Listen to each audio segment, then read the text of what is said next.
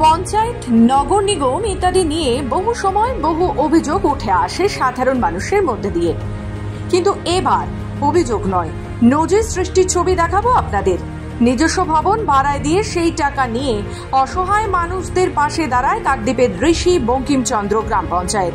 জানা গেছে এই গ্রাম পঞ্চায়েত ভবনের সামনে বেশ কিছুটা জায়গা ফাঁকা পড়েছিল। সেই জায়গায় গ্রাম পঞ্চায়েতের পক্ষ থেকে একটি নতুন ভবন নির্মাণ করা হয়।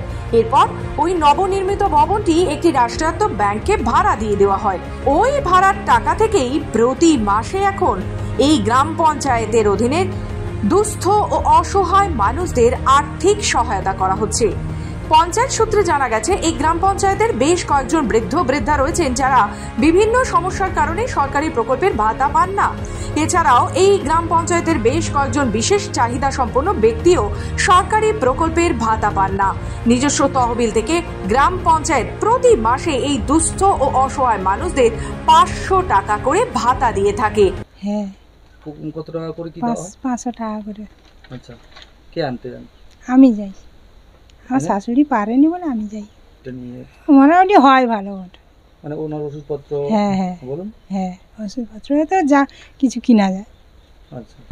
ঋষি বঙ্কিমচন্দ্র গ্রাম পঞ্চায়েতের প্রধান বিকাশ দাস বলেন, গ্রাম পঞ্চায়েতের জায়গায় গত 4 বছর আগে 2700 স্কোয়ার ফিটের একটি ভবন নির্মাণ করা হয়েছিল। ভবনটি রাষ্ট্রায়ত্ত ব্যাংকে ভাড়া দেওয়া হয়েছে। ভাড়া বাবদ প্রতি মাসে 22,682 টাকা করে পাওয়া যায়, আর তার থেকেই এই ভাতা দেওয়ার ব্যবস্থা করা হয়েছে। আমরা সরকারি যারা ভাতা পাচ্ছে তার বাইরেও বহু লোক, অনেক অসহায় লোক পায়নি কোনো কারণে, তাদের ব্যাঙ্ক অ্যাকাউন্ট হয়নি বা ফিঙ্গারপ্রিন্ট মেলেনি বা সত্যি তারা এখন সরকারি সহযোগিতা পায়নি।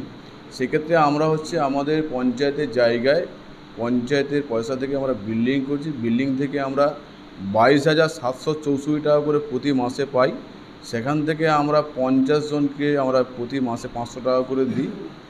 আর তার বাইরেও ধরো কোনো কারোর টাকা ঢুকে যাচ্ছে, একজনে ধরো ওল্ড এজ বা এনএসবিবি থেকে টাকা ঢুকতেছে, সেগুলোকে আমরা পুনরায় আবার একজনকে আমরা সেখানে যোগ করি। সবটা মিলিয়ে এই ভাতার টাকায় কিছুটা হলেও সুবিধার মুখ দেখছেন এখানকার স্থানীয় অসহায় এবং বয়োজ্যেষ্ঠ মানুষেরা। দক্ষিণ 24 পরগনা থেকে রবীন দাসের রিপোর্ট, খবর বাংলা।